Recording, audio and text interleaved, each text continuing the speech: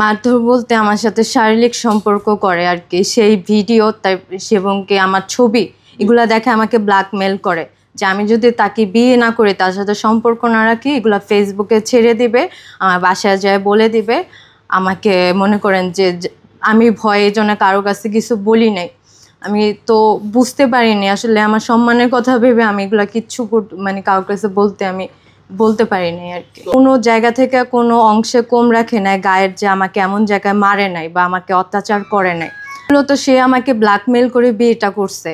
আমি যখন স্কুলে পড়তাম তখন থেকে সে আমার নাম্বারটা নিয়ে আমাকে ব্ল্যাকমেলের শিকার করে তার সাথে সম্পর্কতে সে বাধ্য করে, লিপ্ত করে আর কি, বিভিন্নভাবে বিভিন্ন কৌশলের মাধ্যমে। না, আমি প্রথমত তাকে আমি ভালোবাসি নাই।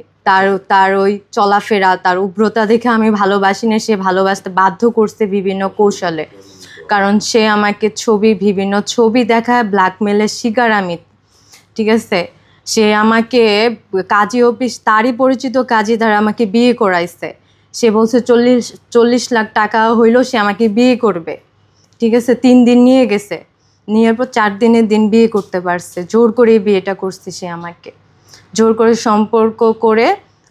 4 ফেব্রুয়ারি আমার তো বিয়ে হয়েছে 2022 এপ্রিলের 2 তারিখে, আর 4 ফেব্রুয়ারি সে আমার সাথে সর্বশেষ শারীরিক সম্পর্ক করে জোর করে, এক পর্যায়ে বাধ্য করে। এটা 2022 সালেরই 4 ফেব্রুয়ারিতে। তো সে আমাকে মিথ্যা কথা কয়ে ব্ল্যাকমেল করে, মানে এমন কিছু ছিল তার কাছে আমি যাইতে বাধ্য।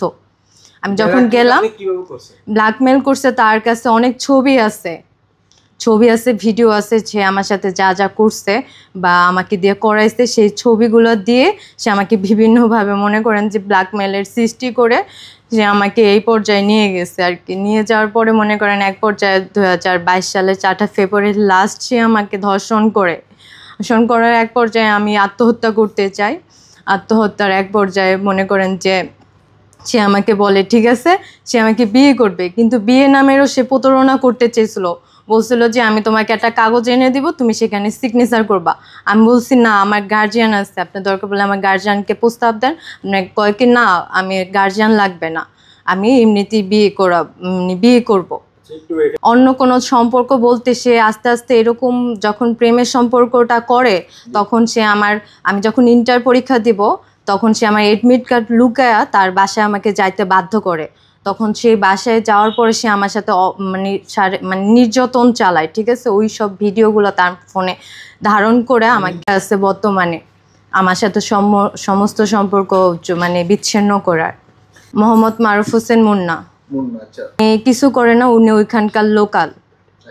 প্রায় 3 বছর ধরেই, তার বিয়ের পর থেকে 3 বছর ধরে খুবই মারধর আমার উপরে। যখন থেকে জানতে পারছে আমার হাজব্যান্ডের ফ্যামিলি, আমার 2 ননদ, মরিয়ম আক্তার নিপু, আরিফা আক্তার মেবেন, এবং তার একটা ফুপু আছে, সে তখন থেকে জানতে পারা মনে করেন যে সেই লেভেলে আমার সাথে মনে করেন অত্যাচারের মাত্রা বেড়ে গেছে। আমাকে মনে করেন যে কখন আমি ট্রিটমেন্ট করাইছি 11 তারিখে মার্চের, এখন নেই, ট্রিটমেন্ট ছবি আছে আর কি আমার কাছে।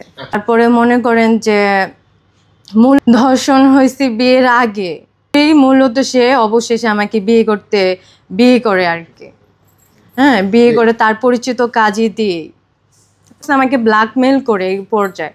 এখন তো আমি সুইসাইড করতে গেছি, কারণ এই সমাজে তো আমার অবস্থানটা আপনারা বুঝতেই পারছেন। একটা মেয়ে হাজার অন্যায় না করলো সেটা অনেক কিছু, আমি কিভাবে মুখ দেখাবো, আমার তো বাঁচতে হবে, আমার ফ্যামিলি আছে।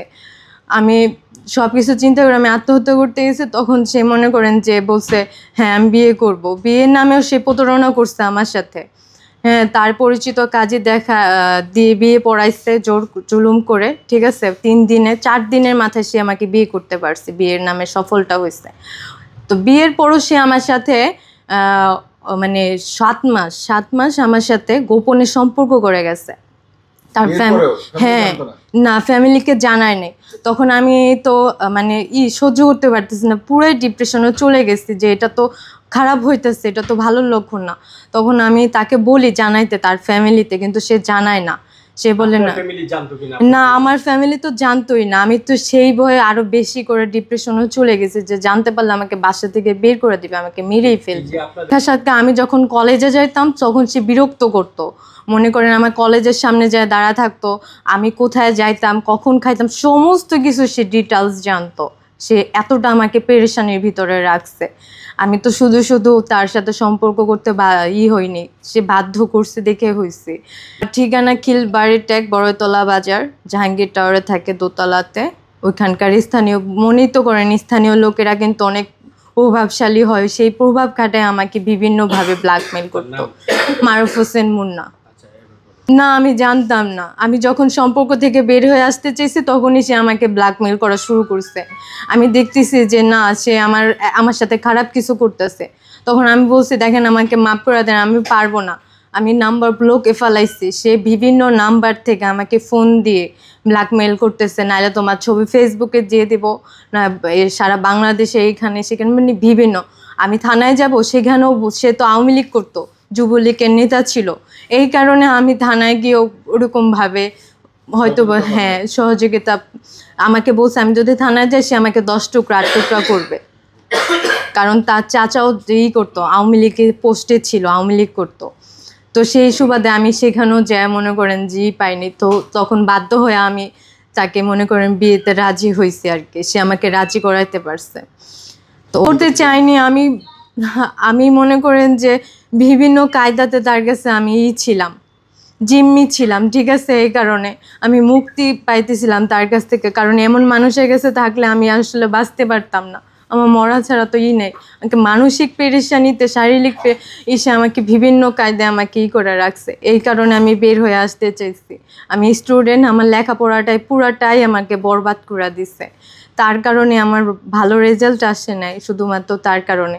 সে আমার এডমিট কার্ড আটকায় রাখছে। এডমিট কার্ড আটকে রেখে সে আমাকে বাসায় যাইতে তার বাধ্য করছে। আমি মানে অনেকটা পেরেশানির ভিতরে ছিলাম। এই কারণে আমি আসলে চাচ্ছি সুষ্ঠু বিচার। কারণে আমাকে এত ব্ল্যাকমেলের শিকার করে সে আমাকে বিয়ে করলো, আমার কেরিয়ার ধ্বংস করে দিল। আমার কোনো দিক থেকে সে ভালো করে নেই, সব দিক থেকে সে আমাকে খারাপ করছে। হ্যাঁ, সব দিক থেকে সে আমার খারাপ করছে। অবশেষে সে আমাকে মনে করেন বিয়ের পরও আমাকে শান্তি দেয়নি।